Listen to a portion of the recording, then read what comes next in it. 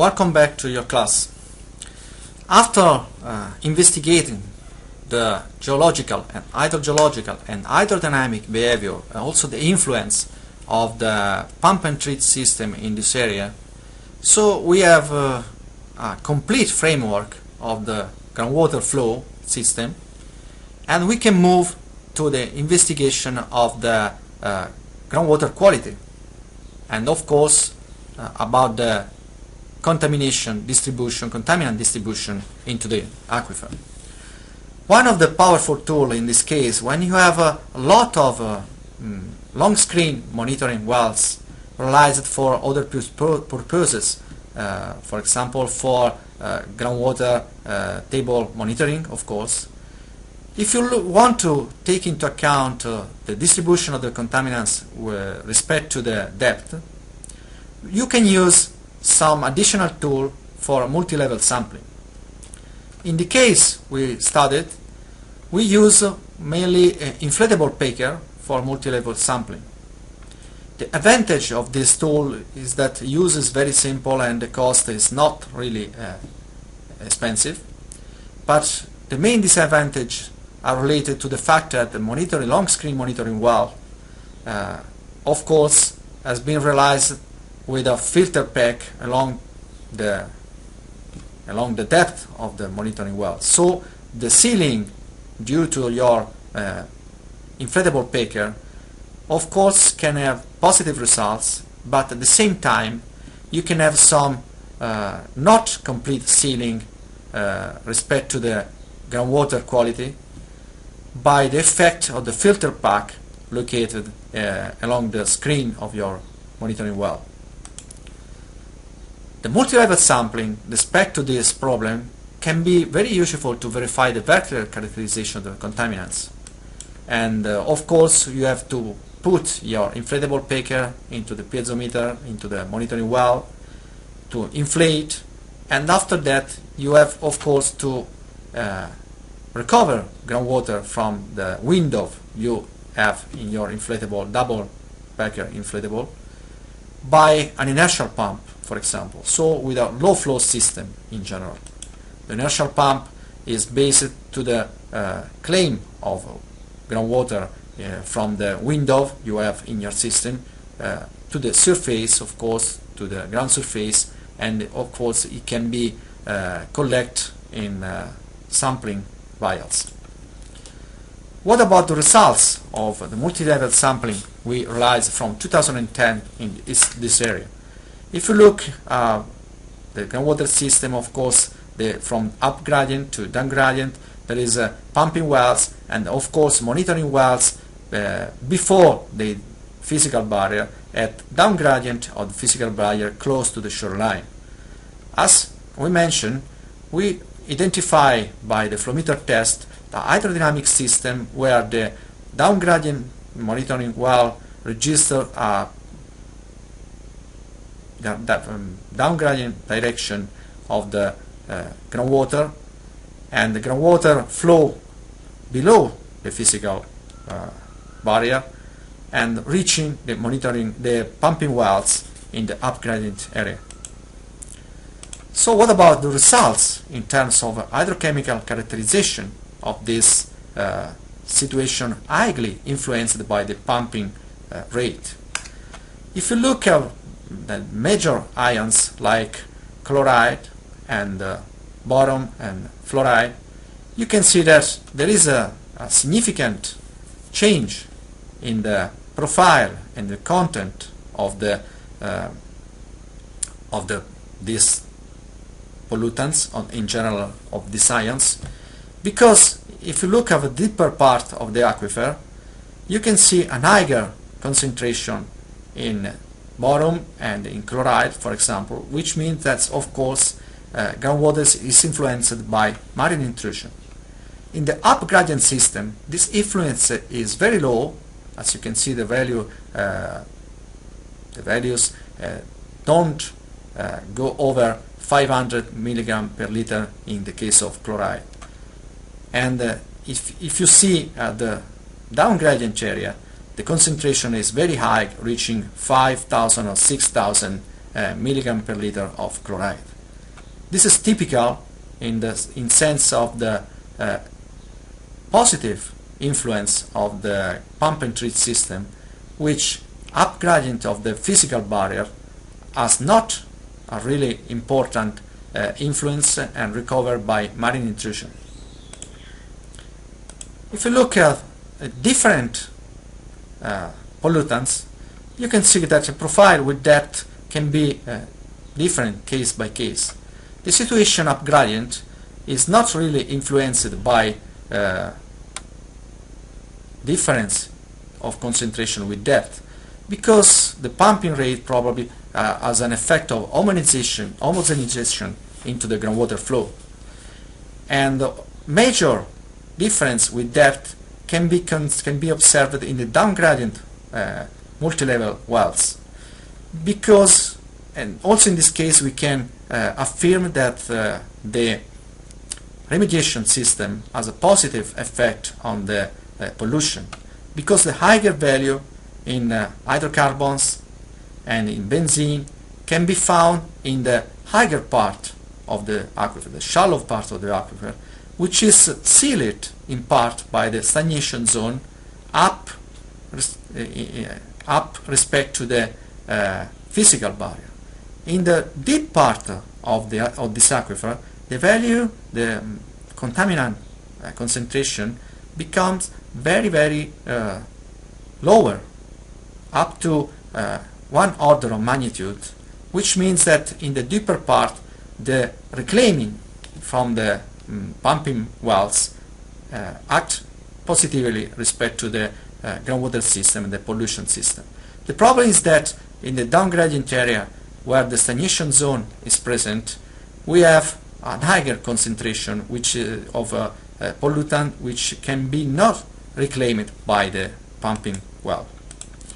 Moving to other compounds, we can see that in the case of chlorinated solvents, of course the trend is different, and due to the different characteristics of these pollutants, the situation, the concentration are higher in the deeper part of the aquifer respect to the shallow one.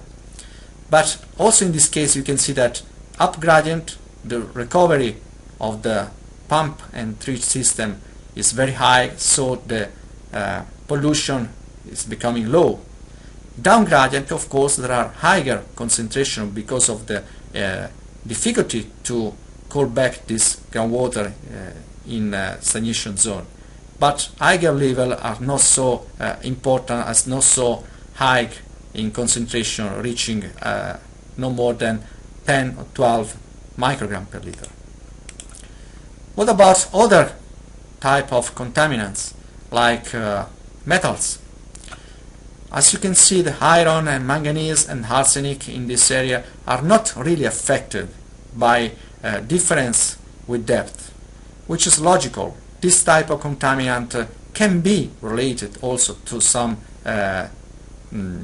stratification process, but in an aquifer, in a sandy aquifer like this one, the only parameter which can influence and can change the equilibrium of the metals can be considered the salinity and the pH, EH, so the marine intrusion.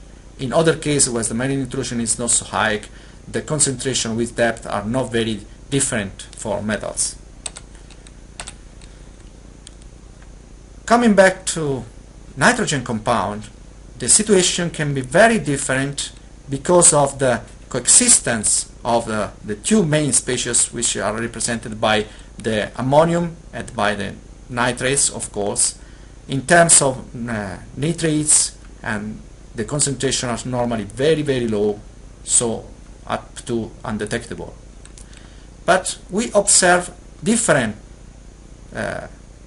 concentration of the nitrogen compounds with depth, which means that some process affect nitrogen compounds in this aquifer.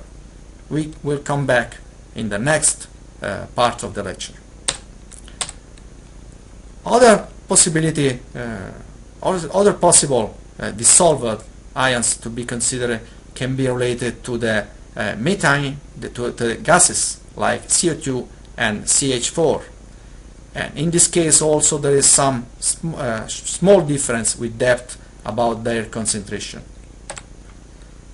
In the eastern area, in another area of the petrochemical plant, the situation can be similar or different because of the presence of some low permeability lenses into the aquifer shallow system.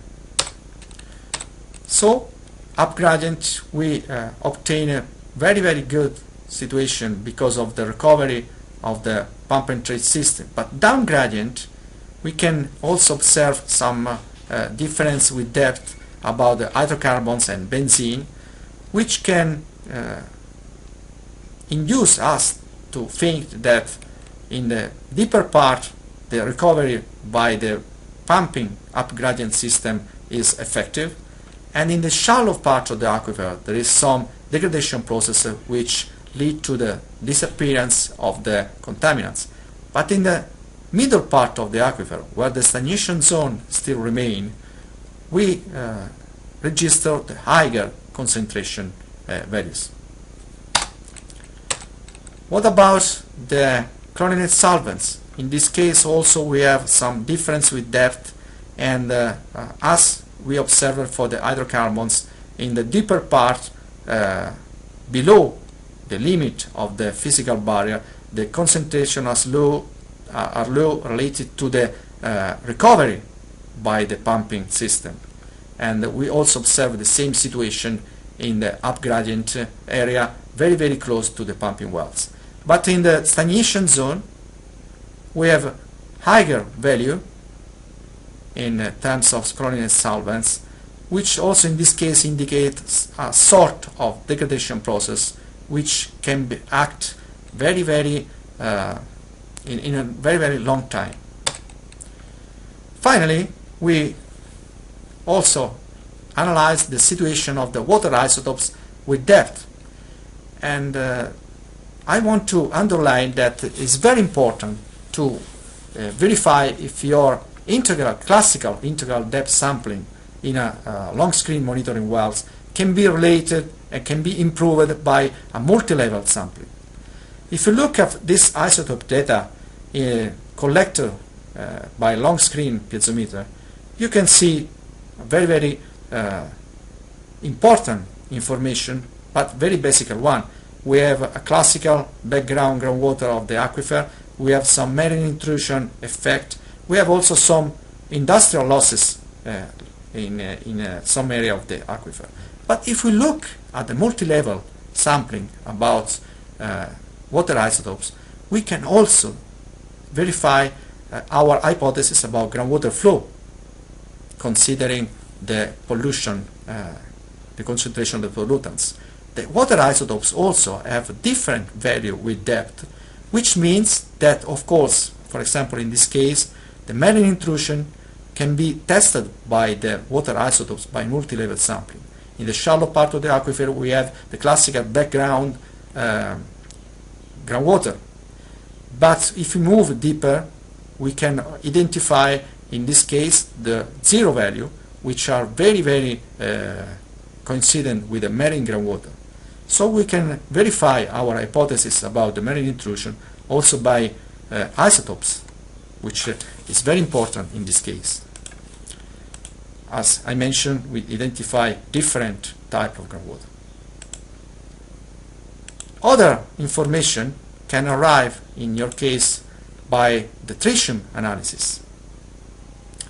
If you see the tritium analysis, we can distinguish some recent water from older water, and we identify that mainly in the stagnation zone, the tritium value are very low respect to the classical new infiltrated water, which has a background value of about 2.53 tritium units. We can also distinguish young water from an old water, which can be intercepted in the deeper part of the aquifer. Also, the multi-level approach by tritium analysis can identify that you have in your up gradient area in blue, up gradient well, very close to the pumping well, only odd water, which means that the pumping rate is good. But if you look at the down gradient area where the stagnation zone is existing, you can see also some recent groundwater infiltrating, which confirm the hypothesis of a stagnation zone which cannot be recovered by the up gradient wells